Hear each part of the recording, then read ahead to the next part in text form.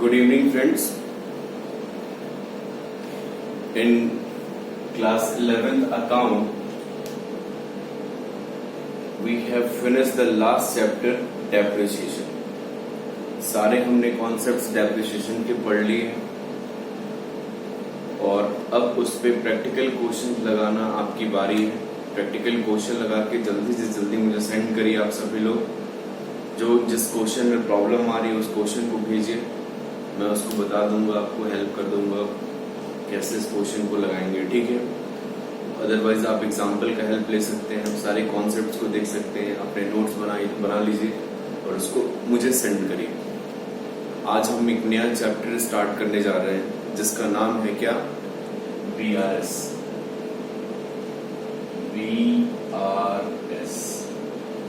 ठीक है ना.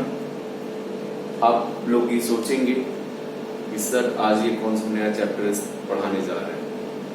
ठीक है. तो आपकी बुक में एक चैप्टर है क्या? Bank reconciliation statement. Bank reconciliation statement. ठीक है ना. इसी को हम शॉर्ट फॉर्म में क्या कहते हैं? BRS. ठीक है ना. क्लियर? BRS क्या होता है? Bank reconciliation statement. ठीक है ना. अब हम आपको थोड़ा सा चीजों को बताना चाहेंगे इसके बारे में, इंट्रोडक्शन इसके. आज के जमाने में सबके पास बैंक अकाउंट है. सारे businessman without banking any businessman can not capable to do his business. ठीक है ना. अपने बिजनेस को वो क्या कर सकता है? बिना बैंक अकाउंट के नहीं कर सकता है. बैंकिंग की फैसिलिटी उसको लेनी ही पड़ती है.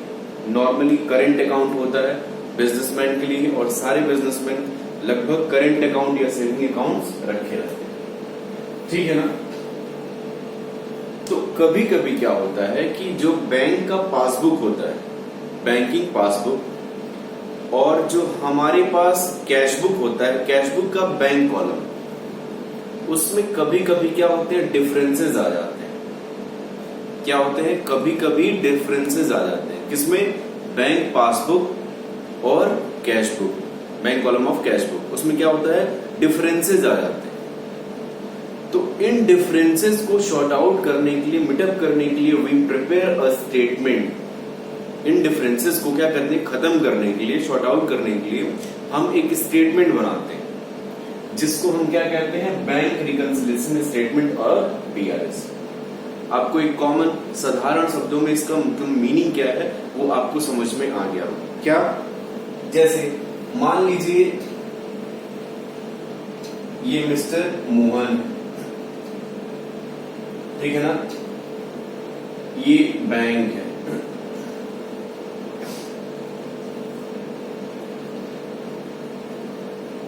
ठीक है. ये अपना करंट अकाउंट इस बैंक में खोले हुए हैं. ठीक. अच्छा. कभी कभी क्या होता है? कभी कभी ये जो मेंटेन करते हैं वो क्या? कैश बुक में बनाते हैं. Cash book. और बैंक जो होता है क्या? पासबुक होता है जो आपको भी मिलता है. आप जान रहे होंगे बैंक बुक या पासबुक उसको हम कहते हैं. ठीक है ना. बैंक अपने हर कस्टमर्स को देती है. और ये क्या है? हम जो मेंटेन करते हैं अपने बिजनेस में क्या है? कैश बुक होती है. तो इनके बीच कभी कभी क्या होता है? डिफरेंसेस आ जाते हैं. डिफरेंसेस. ठीक है ना.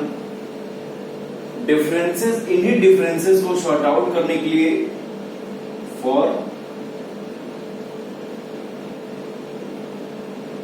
Meeting up we prepare a statement. क्या बनाते हैं? एक स्टेटमेंट बनाते हैं.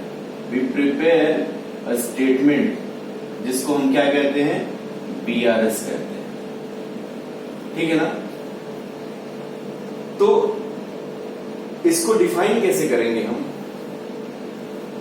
For the reconcile whatever statement we prepare, the difference between cash book and passbook, यानी इस कैश बुक और पासबुक के बीच जो डिफरेंसेस आते हैं, उन डिफरेंसेस को शॉर्ट आउट करने के लिए, उस डिफरेंसेस को खत्म करने के लिए जो एक स्टेटमेंट बनाया जाता है, उसी स्टेटमेंट का नाम क्या है? BRS है, बैंक रिकंसिलिएशन स्टेटमेंट। क्लियर? अच्छा, मीनिंग समझ में आ गई। अब बात करते हैं डिफरेंसेस आते क्यों हैं। ये जो डिफरेंसेस है, बैंक कहता है भैया हम अपना काम अच्छे से कर रहे हैं, अपना काम मेंटेन करते हुए चल रहे हैं। ये कहते हैं कि हम भी अपना काम मेंटेन कर रहे हैं, करते हुए टाइम टू टाइम चल रहे हैं। लेकिन कभी कभी कुछ ऐसी कंडीशंस आ जाते हैं, कुछ सारे ट्रांजेक्शन्स यहां रिकॉर्ड होते हैं, यहां रिकॉर्ड नहीं होते हैं, यहां रिकॉर्ड होते हैं, यहां रिकॉर्ड नहीं होते हैं। मतलब कभी कभी कोई भी ट्रांजेक्शन पासबुक में रिकॉर्ड है, यहां रिकॉर्ड नहीं है, कैश बुक में रिकॉर्ड नहीं है, और कैश बुक में रिकॉर्ड है, पासबुक में रिकॉर्ड नहीं। ऐसा क्यों होता है? ये कौन से ऐसे डिफरेंसेस है, ये डिफरेंसेस क्यों आते हैं, इन्हीं चीजों को हम समझेंगे आगे। क्लियर? आइए देखिए, अगर हम बात करते हैं डिफरेंसेस की, तो ये डिफरेंसेस दो कारणों से आते हैं। डिफरेंसेस दो कारणों से आते हैं। पहला, फर्स्ट रीजन, एक time gap in transaction.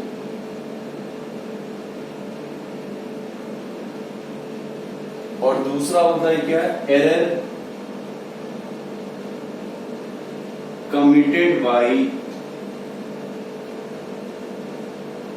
Accountant और बैंक। क्लियर ना? आप देख रहे होंगे ये डिफरेंसेस क्यों आते हैं। इस डिफरेंसेस के आने के दो बेसिक रीजन है। कौन कौन से? एक टाइम गैप इन ट्रांजेक्शंस और दूसरा है एरर कमिटेड बाय अकाउंटेंट। अच्छा, अब टाइम गैप, ये टाइम गैप कैसे आ जाता है? टाइम गैप कैसे आता है? आप कहेंगे सर बैंक तो टाइमली ट्रांजेक्शंस को करता होगा। डेफिनेटली हम भी कहेंगे हाँ टाइमली ट्रांजेक्शंस को करता है, ठीक है ना। लेकिन फिर भी ये टाइम गैप क्यों आता है? मतलब एक ट्रांजेक्शन जो कैश बुक में रिकॉर्ड है और दूसरा ट्रांजेक्शन कैश बुक में रिकॉर्ड नहीं है, पासबुक में रिकॉर्ड नहीं है, ये ऐसा क्यों होता है? तो चलिए इसके कुछ रीजन से जो टाइम गैप के अंडर में आते हैं। सबसे पहला रीजन क्या है, कैसे वो रीजन है जो इस डिफरेंसेस का जो बेसिक रीजंस हैं उनको हम समझेंगे, ठीक है ना। चलिए पहला क्या है कारण, चेक इशूड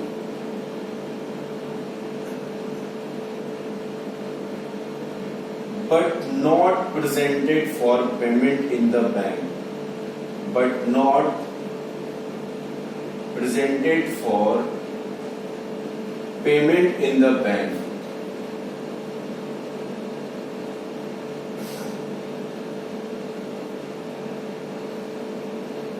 ठीक है। अब एक चेक की जो लीगल वैलिडिटी होती है कैश कराने की, वो कितने दिन तक होती है? एक चेक को हम कितने दिन तक करा सकते हैं कैश? कितने दिन तक बताइए? 90 डेज तक। 90 डेज, 3 मंथ। अगर मान लीजिए ये है सेठ अमीर चंद, क्या है? सेठ अमीर चंद, ठीक। इनको कहीं से चेक मिला, इनको मान लीजिए मेरे बिजनेस से चेक मिला, एबीसी लिमिटेड, इनको चेक मिला कितने का? 10 लाख का। अब देखिए ध्यान दीजिएगा, हमने इनको चेक से पेमेंट किया, एंट्री क्या करते हैं? अमीर चंद्र अकाउंट डेबिट टू बैंक, मतलब मेरे खाते में क्या है? बैंक को मैंने क्या कर लिया? बैंक से पैसा मैं काट दिया, 10 लाख का चेक इनको ट्रांसफर कर दिया। क्लियर ना?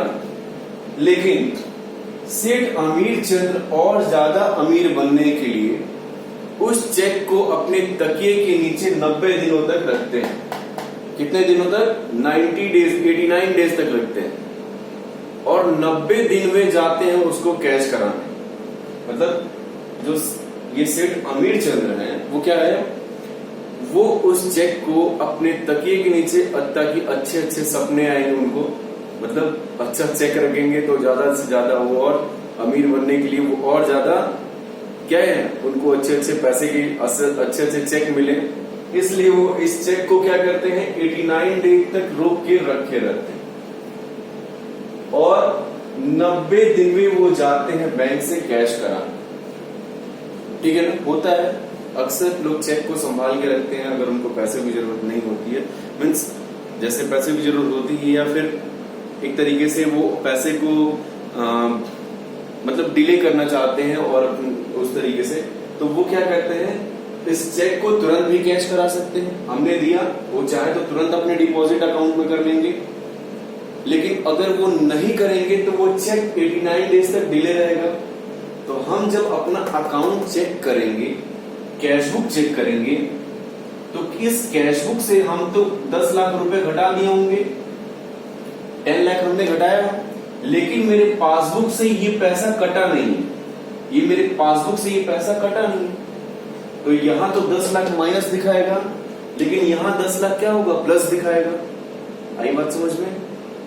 तो क्या मैंने कहा, cheque issued but not presented for payment in the bank, मतलब we have issued a cheque to mister Amir Chand, but अमीर चंद का जो चेक है वो क्या है, वो प्रेजेंट नहीं हुआ बैंक में पेमेंट के लिए। तो पहला रीजन आपको मिल गया, check issued but not presented for payment in the bank. Okay, ये एक रीजन हो गया। दूसरा रीजन,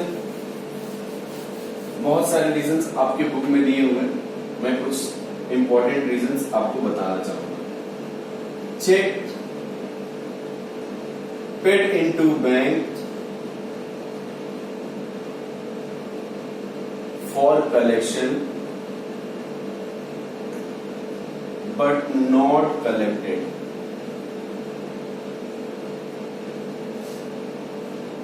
बैंक को क्या होता है, बैंक क्या होता है, बैंक एक बनिए की दुकान होती है।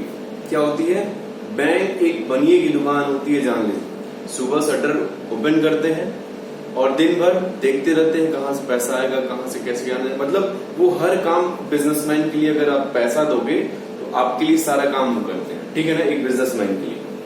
तो देखो क्या होता है, बैंक एक फैसिलिटी देता है कि हम आपके कलेक्शंस करेंगे, जो बिजनेसमैन है उसका वो कलेक्शन करेगा बैंक। तो नॉर्मली जो एक बिजनेसमैन होता है वो अपने चेक बैंक में ले जाके लगा देता है, ठीक है ना, अगर उसके पास टाइम नहीं होता है तो bank act as an agent के रूप में भी काम करता है, इस बिजनेसमैन का एजेंट के रूप में भी काम करता है। तो ये जो बिजनेसमैन है इसने अपना चेक बैंक में लगा दिया, भैया मेरा 10 लाख का चेक वसूल के मेरे खाते में क्या कर देना, क्रेडिट कर देना, मतलब मेरे पासबुक में, ठीक है ना। लेकिन अब मैंने जब ये चेक भेजा होगा तो मैंने यही मान के भेजा होगा कि बैंक मेरा पैसा वसूल के मेरे खाते में क्या कर देगा, ऐड कर देगा। लेकिन जब हम कैशबुक में हम एंट्री किए होंगे तो हमने उस पैसे को 10 लाख प्लस में लिखा होगा, मतलब अपने खाते में हमने क्या लिखा होगा, प्लस में लिखा होगा। लेकिन ड्यू टू डिले बैंक क्या किया, अभी तक उस चेक का कलेक्शन ही नहीं कर पाया, तो इस कारण से मेरे पासबुक में क्या हो गया, ये पैसा क्या हुआ, 10 लाख चढ़ा नहीं, तो डिफरेंस आ गया, प्लस में है कैशबुक मेरा, मतलब मेरे अकाउंट में प्लस शो कर रहा है कि मेरे खाते में 10 लाख रुपए आने चाहिए। लेकिन अभी तक पता चला जब हमने जांच पड़ताल की कि क्या रीजन है, तो वो चेक अभी खाते में क्रेडिट ही नहीं हुआ। तो ये second reason, second important reason है, इसको आप देख के समझिए, ठीक है ना। फिर हम पढ़ेंगे क्या, cheque paid into the bank for collection but dishonoured by the bank. Clear, cheque paid into the bank for collection but dishonoured by the bank. Okay, अब देखिए तीसरा point, check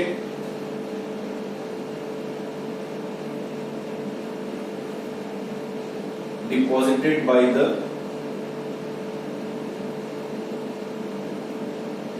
check paid into bank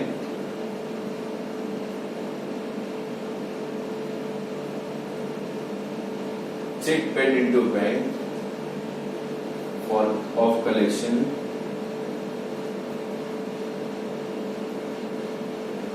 but dishonored by the bank. अब पता चला मुझे 10 lakh check मिला, मैं उसको बैंक में लगाया और जिस लगाया तो उसके खाते में पैसा ही नहीं था, तो वो चेक क्या हो गया, डिसऑनर हो गया।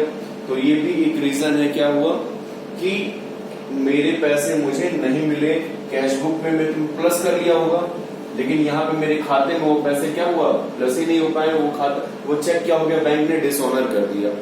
मतलब डिसऑनर का मतलब क्या हुआ, उसका पेमेंट नहीं किया, किसी किन्हीं कारणों से चेक में गड़बड़ी हो जाती है, तो बैंक क्या करते हैं, चेक को डिसऑनर कर देते हैं। ठीक है ना, तो इस तरीके से चीजों को डिफरेंसेस आ जाते हैं। चौथा रीजन क्या है, interest charge by the bank. Interest charge by the bank, ये भी एक रीजन। बैंक ने अपना इंटरेस्ट काट लिया, बैंक ने अपने खाते से, कैश बुक से, पासबुक से इंटरेस्ट काट लिया। बैंक इंटरेस्ट काटता है तो आपको फोन करेगा, हेलो हेलो हम जा रहे हैं इंटरेस्ट काटने, ऐसा कुछ नहीं करेगा। बैंक क्या करेगा, जितना इंटरेस्ट हो आपके खाते से क्या कर देगा, चुपचाप डिडक्ट कर देगा। ओके, अब कैश बुक में ये पैसा कटा नहीं, कैश बुक में इतना पैसा प्लस ही है, मान लीजिए 100 रुपए है तो 100 रुपए उसने काट लिया, लेकिन हमारे खाते से भी तो कटना चाहिए वो पैसा, लेकिन नहीं कटा, हमको जानकारी नहीं है, इस वजह से एक डिफरेंस आ गया, हम यहाँ प्लस में वहां माइनस में। तो interest charge by the bank, ठीक है ना। इसी तरीके से तमाम बैंकिंग चार्जेस हैं, बैंक क्या करता है, उन चार्जेस को क्या कर देता है, काट लेता है, मुझे पता नहीं रहता है, बिजनेसमैन को पता नहीं रहता, इस कारण से भी डिफरेंसेस आ जाते हैं। तो इसको हम क्या कहेंगे, फिर इसको हम क्या कहेंगे, एक डिफरेंस का बहुत बड़ा रीजन कहेंगे। फिर कोई कस्टमर है, direct deposited by the customer, direct deposited by the customer,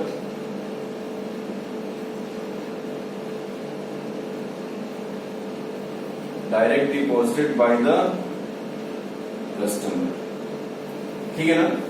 कोई कस्टमर है मेरा और वो खाते में ले आके पैसे जमा कर देता है, डायरेक्टली मुझे बताता नहीं है, ठीक है ना, और मुझे पता नहीं चलता है, तो पासबुक में तो उसकी एंट्री हो जाती है, लेकिन कैश बुक में उसकी एंट्री नहीं होती है, मुझे पता है, बिजनेसमैन को पता नहीं होता है, इस कारण से भी डिफरेंसेस आ जाते हैं। कई बार होता है कंपनियों के डिविडेंड होते हैं, वो डिविडेंड आके खाते में क्रेडिट हो जाते हैं और बिजनेसमैन को पता नहीं रहता है। इंटरेस्ट रिसीव होता है, जो खाते में बैलेंस होते हैं बैंक उस पर इंटरेस्ट चार्ज करती है, वो खाते में आके क्रेडिट हो जाता है, और इस तरीके से बैंक बिजनेसमैन को पता नहीं लगता। तो इन सारे कारणों से क्या होता है, जो डिफरेंसेस आते हैं कैश बुक और पासबुक में, उसी को शॉर्ट आउट करने के लिए, उसी को खत्म करने के लिए, हम उसी को रिकॉन्साइल करने के लिए एक स्टेटमेंट बनाते हैं, जिसको हम क्या कहते हैं, बीआरएस कहते हैं। अब दूसरा रीजन क्या हुआ, एरर कमिटेड बाय अकाउंटेंट, ठीक है ना। या तो बिजनेसमैन है, ह्यूमन एरर में कुछ अकाउंटेंट ने गलतियां कर दिया, या बैंक के द्वारा कुछ गलतियां हो जाती हैं, तो इस तरीके की गलतियों के कारण भी कोई अमाउंट मिसप्रिंट हो गया, कोई अमाउंट गलती से डेबिट या क्रेडिट हो गया, ऐसे बहुत सारे रीजंस हैं जो गलतियों के कारण कुछ डिफरेंसेस आ जाते हैं। तो उस गलतियों को ढूंढने के लिए जो हम स्टेटमेंट बनाते हैं उसको हम बीआरएस कहते हैं। तो ठीक है ना, आपको डेफिनेशन क्लियर हो गया, मीनिंग एंड डेफिनेशन क्लियर हो गया, फिर डिफरेंसेस क्यों आते हैं ये क्लियर हो गया। क्लियर। अब हम बात करेंगे कैसे हम बीआरएस को बनाएंगे। अब बीआरएस बनाने के लिए आपको 4 चीजें बेसिकली जाननी है। क्या जाननी होंगी? 4 बैलेंसेस। हमारे कैश बुक होता है, और पासबुक होता है। ठीक है ना। इसका डेबिट बैलेंस होता है, ध्यान से समझिएगा, डेबिट बैलेंस होता है और इसका भी क्रेडिट बैलेंस होता है। मतलब दो बैलेंसेस होते हैं, डेबिट और क्रेडिट। कैश बुक का डेबिट बैलेंस भी होता है, क्रेडिट बैलेंस भी होता है। पासबुक में भी डेबिट बैलेंस होता है और क्रेडिट बैलेंसेस भी होता है। ठीक है ना। तो अब देखिएगा, कैश बुक का जो डेबिट बैलेंस होगा वो मेरे लिए क्या होगा, प्लस, मतलब फेवरेबल बैलेंस होगा।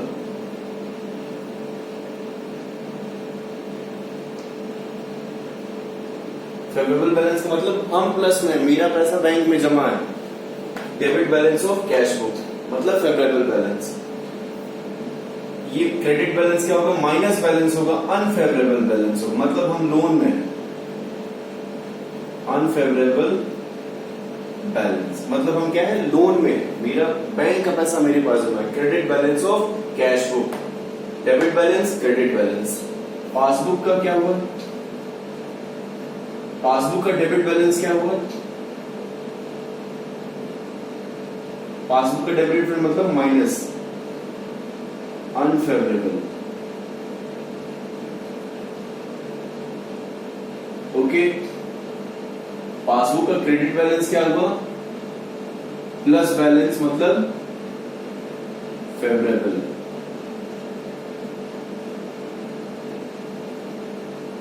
मैंने आपके सामने 4 बैलेंसेस लिखे। बीआरएस को जानने के लिए, बीआरएस के क्वेश्चंस लगाने के लिए आपको ये चारों बैलेंसेस आपके माइंड में क्लियर होने चाहिए। क्या आपके लिए हम जो मैं बता रहा हूं वो बिजनेसमैन पॉइंट ऑफ व्यू से बता रहा हूं। ठीक है ना। बिजनेस के लिए क्या प्लस है, क्या माइनस है, बिजनेस के लिए कौन सा कैश है और कौन सा लोन है, इसको मैं बता रहा हूं बिजनेसमैन पॉइंट ऑफ व्यू से। कोई भी एंट्री, कोई भी अकाउंटिंग हम करते हैं वो businessman business point of view से करते हैं। ध्यान रखिएगा इस चीज को। अच्छा, हम बिजनेसमैन है, कैश बुक बनाते हैं तो मेरे पास there are 2 balances, debit balances and credit balance.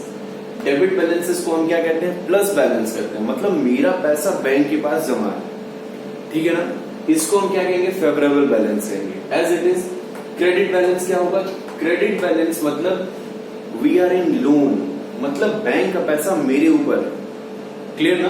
तो उसको हम क्या कहेंगे, माइनस बैलेंस, अनफेवरेबल बैलेंस कहेंगे। इसी तरीके से पासबुक में डेबिट बैलेंस यानी बैंक का डेबिट बैलेंस हो गया, अनफेवरेबल बैलेंस मेरे लिए होगा।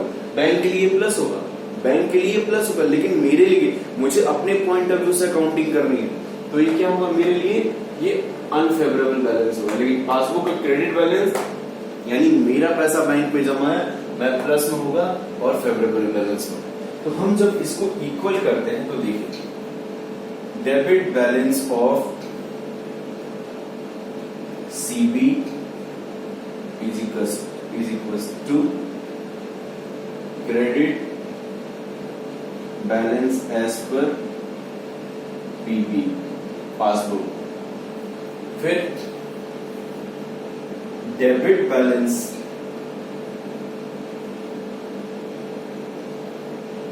एज पर पासबुक, या इसको ऐसे कर लीजिए, credit balance as per cash book, debit balance as per passbook. इधर कैश बुक हो गया, इधर पासबुक हो गया। ठीक है ना। अब ये बैलेंस आपके माइंड में क्लियर होने चाहिए। आपको क्वेश्चन लगाने के लिए इन चारों बैलेंसेस में से कोई ना कोई एक बैलेंस दिया होगा। इन चारों बैलेंसेस में या तो क्वेश्चन में ये दिया होगा, या तो क्वेश्चन में ये दिया होगा, या तो क्वेश्चन में ये बैलेंस दिया होगा, या तो क्वेश्चन में ये बैलेंस दिया होगा। क्लियर। अब ध्यान से देखिएगा, अगर क्वेश्चन में ये balance, if this balance is given, then आपका आंसर क्या आएगा, ये आएगा। और क्वेश्चन में अगर ये बैलेंस दिया होगा तो आपका आंसर ये आएगा, ये बैलेंस होगा। ठीक है ना। मतलब आप यहां से स्टार्ट करेंगे तो आप यहां पहुंचेंगे, यहां से स्टार्ट करेंगे तो यहां पहुंचेंगे। यहां से स्टार्ट करेंगे तो यहां नहीं पहुंचेंगे, ध्यान रखिएगा इस चीज को। आपके आंसर में क्या होगा, debit balance of cash book मतलब credit balance as per passbook, and if we are starting credit balance as per passbook then we will reach where, debit balance of cash book. इस चीज को ध्यान रखिएगा। फिर इसी तरीके से when we will start credit balance as per cash book, then we will reach where, debit balance as per passbook, and when we will start from debit balance as per passbook, then we will reach credit balance as per cash book. Clear? तो ये हम यहां से start करेंगे तो यहां पहुंचेंगे, यहां से स्टार्ट करेंगे यहां पहुंचेंगे, यहां से स्टार्ट करेंगे यहां पहुंचेंगे, यहां से स्टार्ट करेंगे यहां पहुंचेंगे। तो इन चारों बैलेंसेस में से आपको कोई ना कोई एक बैलेंसेस क्वेश्चन में दिया होगा, ठीक है। अच्छा, अब हम क्या करेंगे, जो भी ट्रांजेक्शन, जो बैलेंस लेके हम चलेंगे उस बैलेंस पे, उसी बैलेंस के अकॉर्डिंग हम काम करते चलेंगे। जैसे मान लीजिए कैश बुक है, डेबिट बैलेंसेस पर कैश बुक लेके चल रहे हैं, और कोई अमाउंट, जैसे मान लीजिए कोई कस्टमर है, पासबुक में आके खाते में पैसा जमा कर दिया 10,000 रुपीज, और कैश बुक का बैलेंस लेके हम ये वाला बैलेंस लेके चल रहे हैं, ठीक है ना। तो हम कोई भी चेंज कैश बुक में ही कर सकते हैं, पासबुक में नहीं कर सकते। जो बैलेंस लेके हम चलेंगे उसी में हम चेंज कर पाएंगे। ये ऐसा नहीं होगा कि अगर हम पासबुक कैश बुक लेके चल रहे हैं तो हम पासबुक में चेंज कर देंगे। तो if any customer has deposited cash into passbook, direct मेरे बैंक अकाउंट में पैसा जमा कर दिया है और मैं कैश बुक लेके चल रहा हूं, तो बैंक में तो जमा हो गया, ये पैसा प्लस में है और मेरे वहां नहीं जमा है, तो हम क्या करेंगे, हमको यहाँ 10,000 प्लस में है ना बैंक अकाउंट, हमको ये कैश बुक में पहुंचने के लिए क्या करेंगे, अपने वहां भी 10,000 जोड़ लेंगे, 10,000 जोड़ लेंगे, पहुंच गए, बराबर हो गए। इसी तरीके से अगर हमारे कैश बुक में मान लीजिए हमने कोई चेक इशू किया है, चेक किसी को पेमेंट किया है चेक के थ्रू, और वो चेक अभी बैंक में पहुंचा नहीं है, check issued but not presented for payment, पहला वाला जो मैंने बताया। तो इस तरीके से मान लीजिए वो 10,000 का चेक है या 5,000 का चेक है, तो हमने अपने खाते से तो डिडक्ट कर दिया, कैश बुक से डिडक्ट कर दिया, कैश बुक के अकाउंट से, but the cheque is not presented under the bank account, so वो पेमेंट नहीं हुआ। तो अब देखेंगे हम जिस डेट को हम बीआरएस बना रहे हैं उस डेट को देखेंगे क्या कि मेरा चेक का पेमेंट हुआ है कि नहीं हुआ है, मतलब उस ट्रांजेक्शन में ही दिया होगा। तो अब देखेंगे 5,000 डेबिट है, हमने कर दिया, लेकिन यहाँ पेमेंट नहीं हुआ है, तो हम क्या करेंगे वापस, फिर इस 5,000 को क्या कर देंगे, जोड़ लेंगे। अगर यहाँ पे पेमेंट नहीं हुआ है तो हम ये बैलेंस, अगर ये बैलेंस लेके चलेंगे तो यहाँ भी माइनस कर देंगे, लेकिन अगर ये बैलेंस लेंगे तो वापस जोड़ लेंगे, ऐड कर लेंगे। तो इस तरीके से हम सारे क्वेश्चंस को करते चलेंगे, ठीक है ना। आपको ये सारे नोट्स बना लेना है और इसी के अकॉर्डिंग काम करना है। From tomorrow will start some numericals of BRS, ठीक है ना, कैसे चीजों को करना है। और ये पूरा बीआरएस का कॉन्सेप्ट है, एक तरीके से आपको अच्छे से करना है इसको। Okay, so for today thank you very much. अगर वीडियो अच्छा लगे तो प्लीज लाइक करिए, शेयर करिए, सब्सक्राइब करिए, ठीक है ना। Okay, thank you.